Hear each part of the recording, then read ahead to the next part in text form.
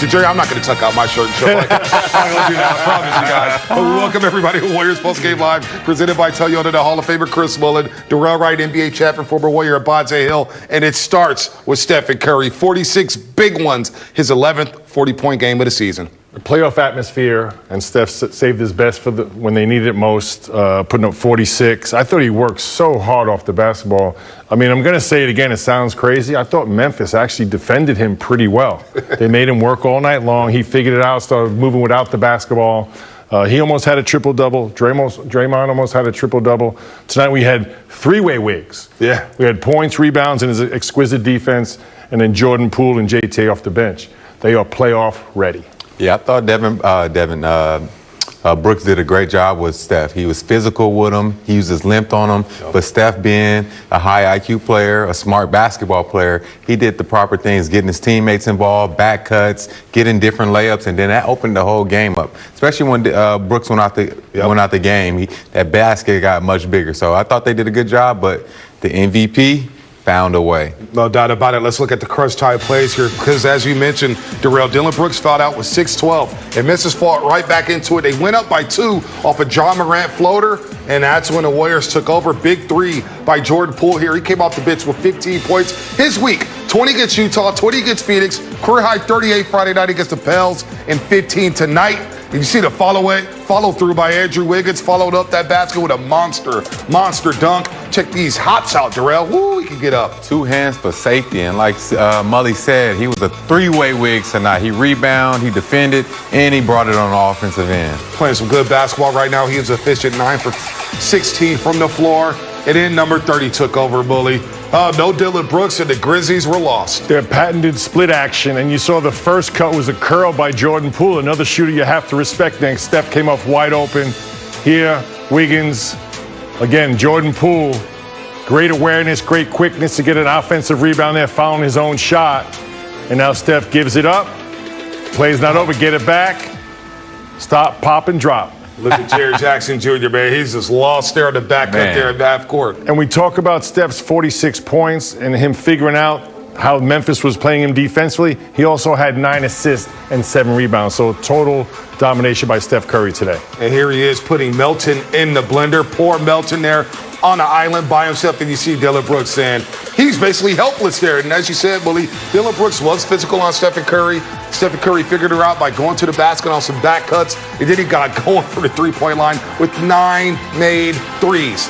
So, Darrell, you got the scoring title winner in Stephen Curry. He has his 11th 40-point game of the season, and the Warriors clinch the 8th seed. This is the perfect way to end the regular season. Steph Curry going crazy, the whole entire Warriors team playing great basketball, and then to close out a six-game homestand on top, 6-0. This is a great way to go into the playing game. And Curry finishes the year averaging an even 32 points per game. He wins his 2nd career scoring title. And, of course, he joins the club with Wilt, Kareem, Michael Jordan as the only players in NBA history to win multiple scoring titles, multiple MVPs, and multiple NBA championships. So let's see how it was done, because he did start off slow in the first half. Memphis did a good job. He was 1 for 6 in the first half from threes. And then in the second half, he just went berserk, Bully. Well, Dillon Brooks was in full denial, trying to force Steph left and trying to force him away from the three-point line. And a lot of times it worked early. But Steph Curry's the type player, he has an answer for every defense that he sees. And most importantly, as he's getting double and triple teamed, he's opening up his teammates for incredible opportunities. So the staples, Steph Curry's going to get at least 30. Draymond's always going to be close to a triple-double. And two-way Wiggs is going to score it and play great defense. The difference now, Darrell, to me with this team, while they're so playoff ready and playing great basketball, the role players, as Draymond was saying post-game, have figured out how to play with Steph and Draymond. They understand where their opportunities are coming from, and they're capitalizing. And that mainly being Jordan Poole and Juan T. Juan T, Jordan Poole. Juan T came off the bench in that first quarter, hit a big 3 to kind of open up the game for the Golden State Warriors. But you see here, Steph Curry, it's all about him. Tuck it out to Jersey, screaming 33 second half points, Darrell. 33, and here's the title-clinching bucket for the scoring title here. Steph Curry in slow-mo with the mouthpiece out. And mouthpiece is out. Look at him. Oh, Brandon Clark. You close out too hard. Going up there with the floater of Valanciunas baseline. Nothing but net. That was pretty. That was pretty. The hezzy was nice. And, you know, Steph Curry, we said this a few weeks ago, was going to come to the end. I know Bradley Beal, you know, showed a lot of heart today with even trying to help his team get to that 8th seed as well. But Steph Curry found a way to be the scoring title. We got to put his head in that mountain now, man. Yeah, just put it right there next to Will, man. Kareem, and Michael. I mean, 33 second-half points. That's incredible. Well, it's a very exclusive club he just joined. Once again, all those historic names that he's passed all season long. So congratulations on the scoring title. But we've seen once again his skill level, right? If you take away the three, he's going to move without the basketball, get layups. He's going to get to the free throw line. He's going to open up his teammates. But I think what's more impressive is he demoralizes just by his fitness level, because he's going to keep coming every single second he's on that floor. It's relentless, perpetual motion. All right, let's see the stat comparison here with Steph Curry and Ja Morant. This is the first time both these players played on the same floor in an NBA game. And Ja Morant, he's got to work on that jumper. 7 of 21 and a big sequence there in the fourth quarter, Willie and D, right, where he missed back-to-back threes there. Warriors come down to the other end and score 16 points, 9 assists, and of course Curry with the big 46 points there, 33 the second half. I mean, he's had some monster halves. His 6th 30th-point half of the season for Steph Curry. But let's take a look at Ja Morant. Look, he's got the moves, Darrell. He can get to the basket. He's quick. He's got good court awareness with the 9 assists. But what did the Warriors do so well against Ja tonight to keep him from scoring his average? I think they did a great job with loading up. We spoke about that pregame, and I felt every time he got the ball, it was more of a zone. Everybody was on a box or the elbows and just waiting for him to drive to them. I thought they did a good job of giving them dare shots. And, you know, you still saw him, you know, kind of hesitate on those shots. So you get a big-time athlete, a big-time player like Ja Morant to take those dare shots and feel uncomfortable. That's a win-win situation. I thought the Warriors' defense was locked in on the scouting report. KYP, know your personnel. Ja Morant's a dynamic athlete. He wants to drive the basketball. I think he's most effective when he's getting into the paint, finishing and creating for his teammates. Tonight I thought they dared him to shoot the jump shot. And you'll see in playoff situations, when you get into playoff series, the scouting report becomes way more detailed and your weaknesses will be exposed. 1 for 6 from the three-point line for Ja Morant. I guess, is the gym going to help him out there? He's got to shoot threes, but the Warriors may see him again on Friday night. Let's talk about Wiggs, though. Wiggs. Three-way Wiggs. So we're going three-way Wiggs yes. tonight. Look, 21 points, 10 rebounds, and the efficiency, Darrell, he's just been steady, and more steady for the Golden State Warriors, especially since the All-Star break. Yes, the first thing that sticks out is his durability. The fact that he was able to play every single game this year. You know, he missed that one game with just rest, but three-way Wiggs has been super consistent this year. Quiet, but, you know, he's made a big impact on his team, and I don't think the Warriors would be in position like this if three-way Wiggs didn't have a hell of a season this year. He answered all the questions that people had about him coming over from from Minnesota. Consistent and efficient. He had the best season of his career. Yep. This is the perfect fit for him. He seems happy. I think he knows he's very appreciated here.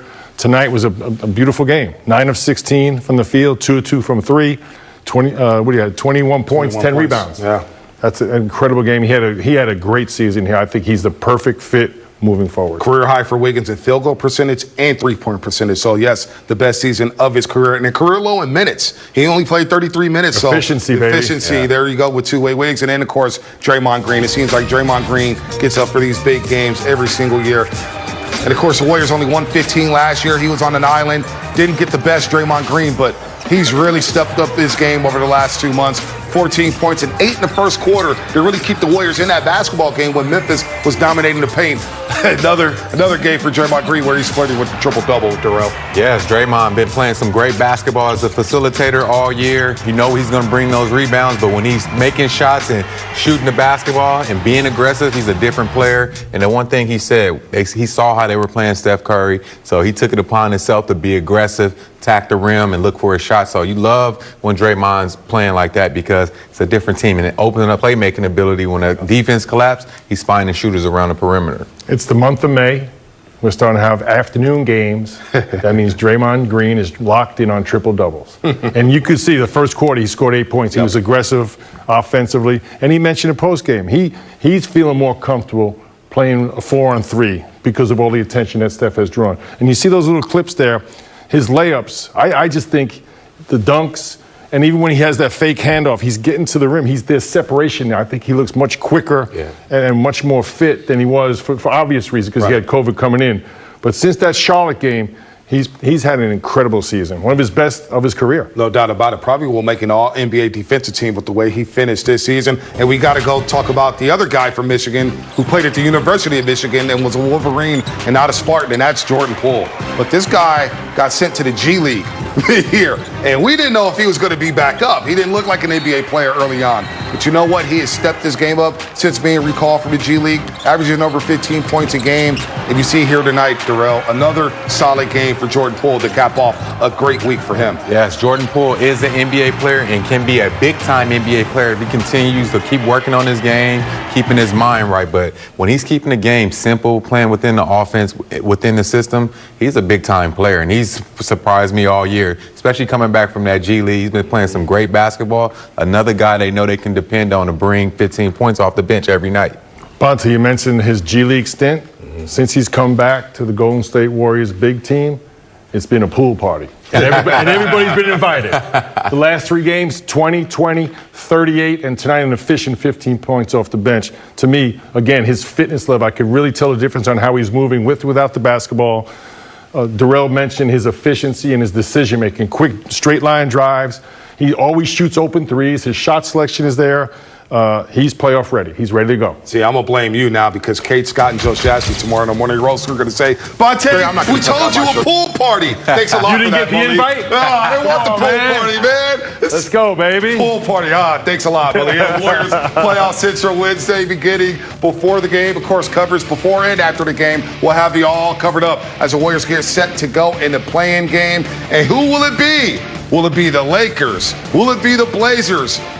We have to wait till later. This looks like a subway map in New York City. I'm getting on the W train. I'm going to switch at 42nd Street, get on the L train. But you know what? All that really matters is the Warriors are playing the best basketball of the season, and whoever they play, watch out. All right, so where do you want them to go? Do you want them to go to Portland or L.A. to take on the Lakers?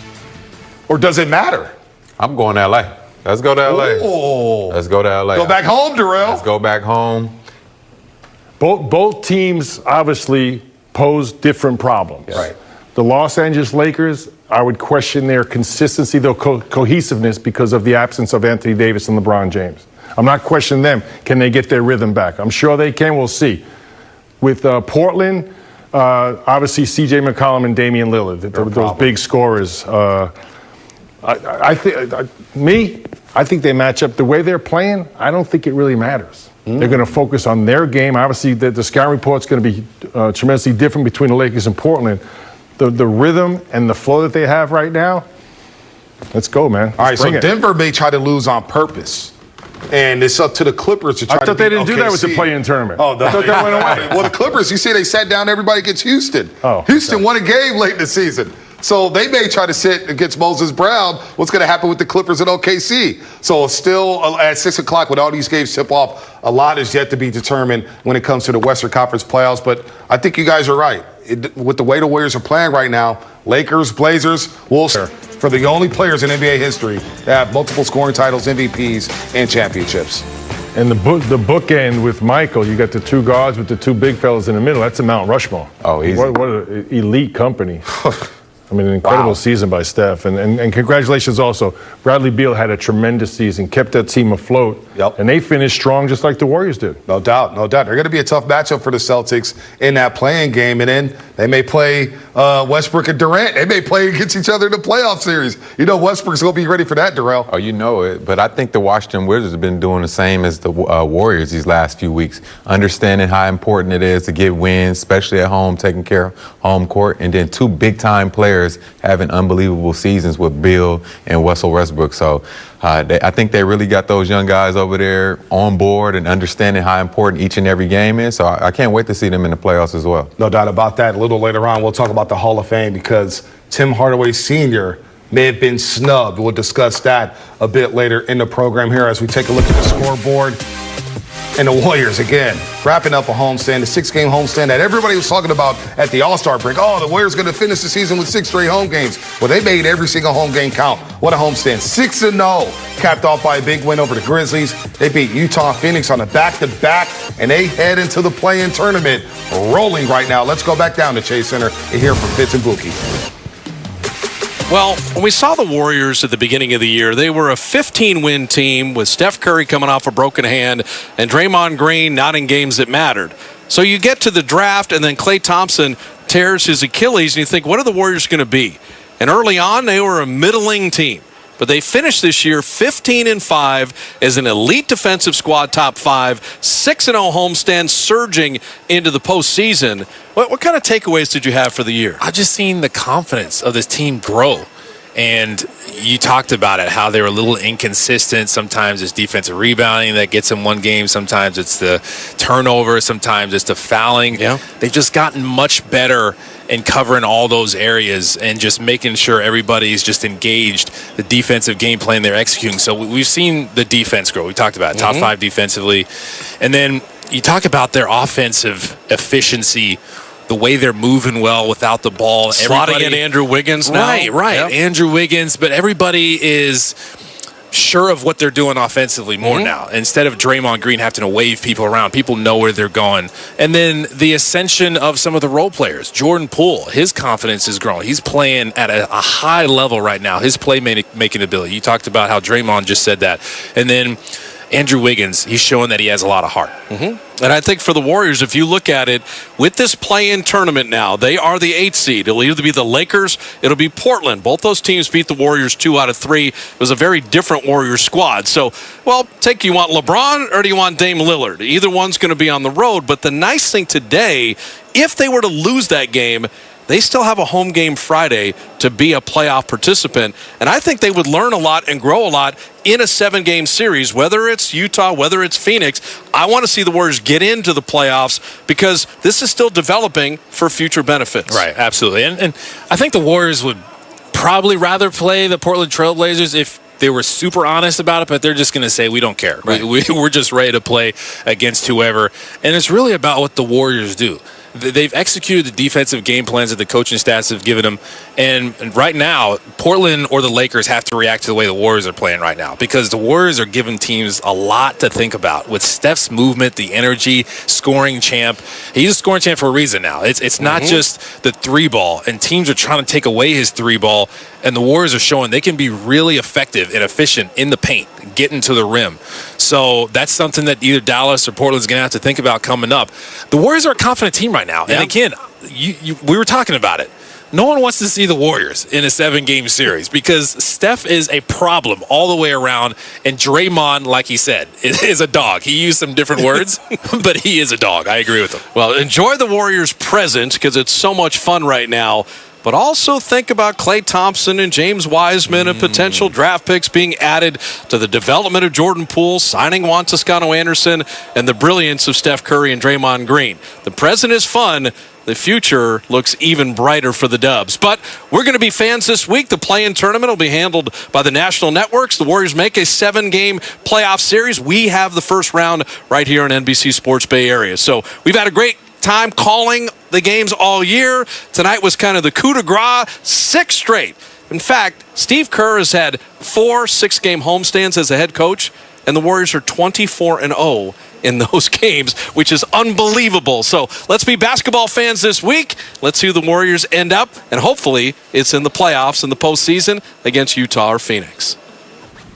All right, thanks to Fitz and Buki there. And Bowling, you were just mentioning how the Warriors were hot coming into this game and finishing the season 15-5. Just an incredible run to see them play their best basketball despite having all the injuries and going 8 deep to finish the season. Yeah, a lot of inconsistencies all season long with the COVID protocols, with limited practice time, trying to find your rhythm, trying to find a cohesive unit.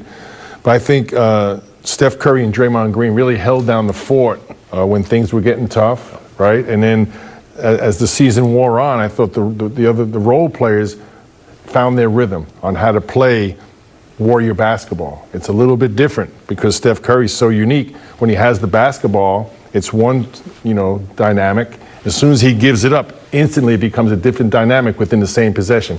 It was an adjustment for basically everyone except Draymond and Steph. But now I feel like they're more than comfortable. They found their rhythm. All the starters are playing great basketball.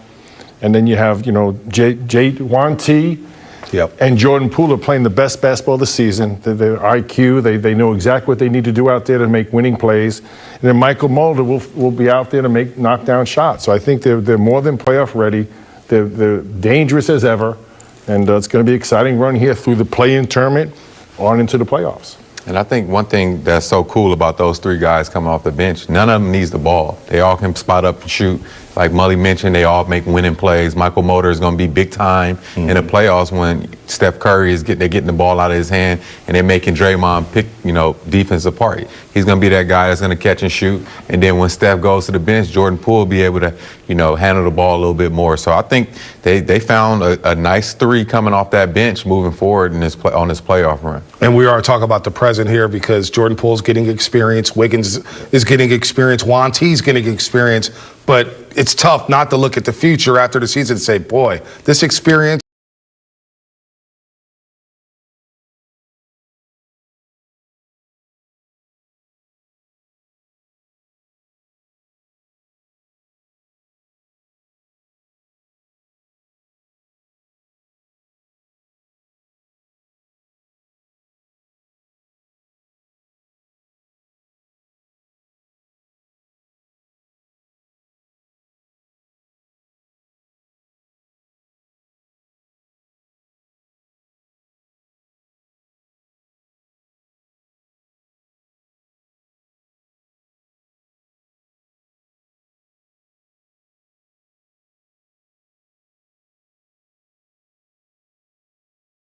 Right? We know what Draymond's going to do, right? And Wiggins has been consistent. Right. The role plays, there's going to be opportunities because of the way opposing teams defend Steph.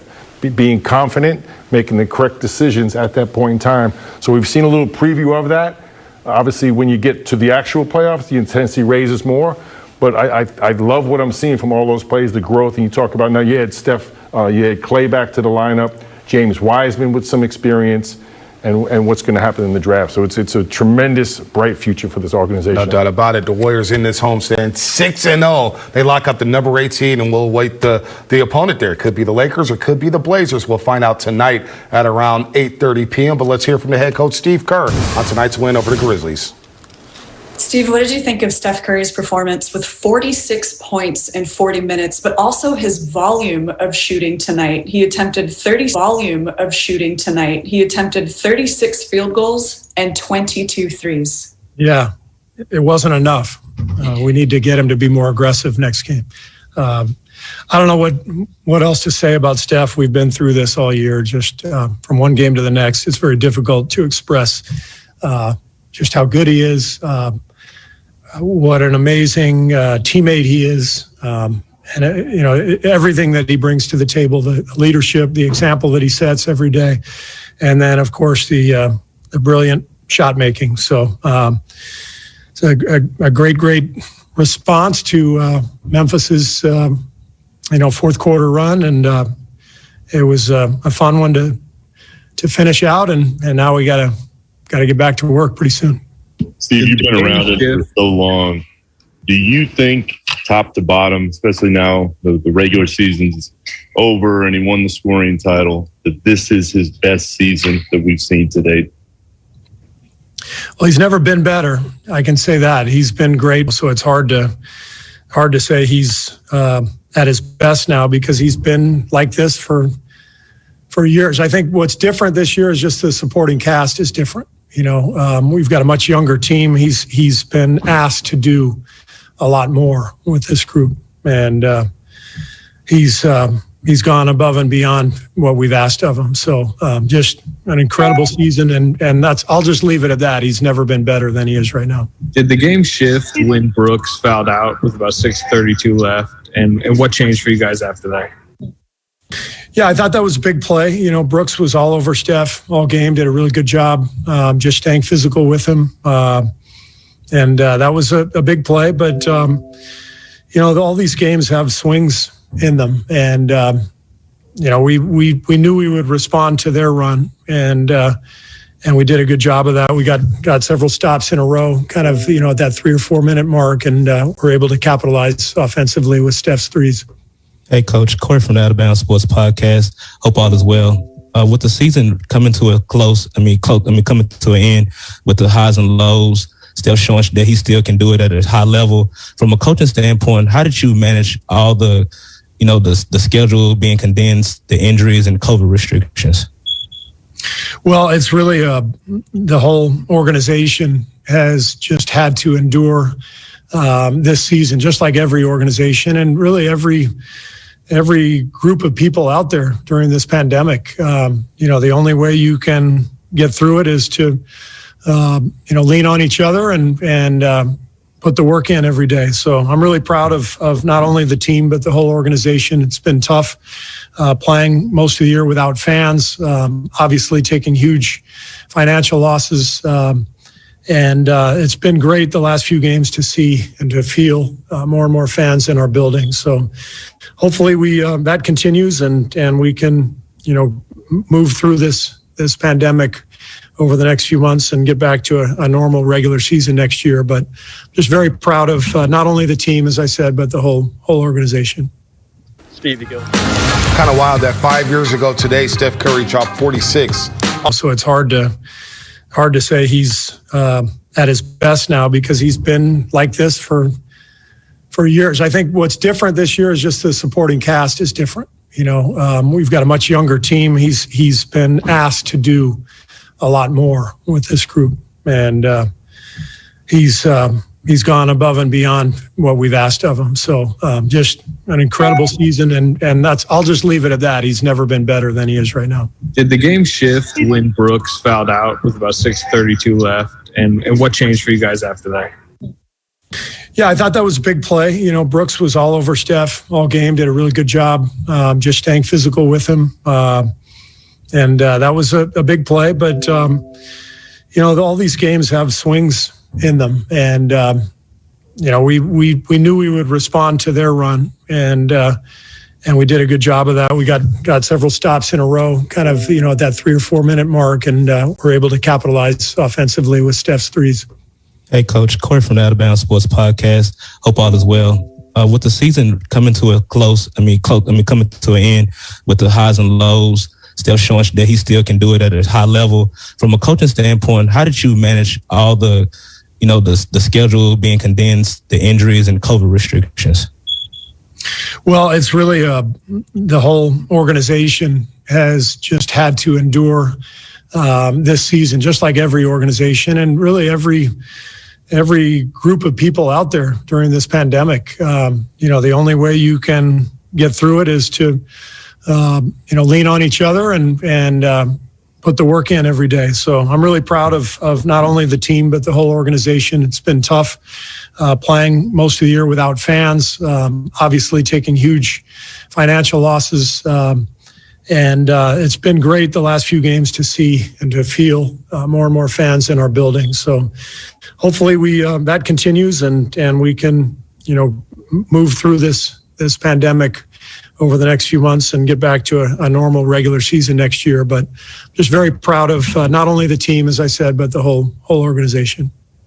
Kind of wild that 5 years ago today, Steph Curry dropped 46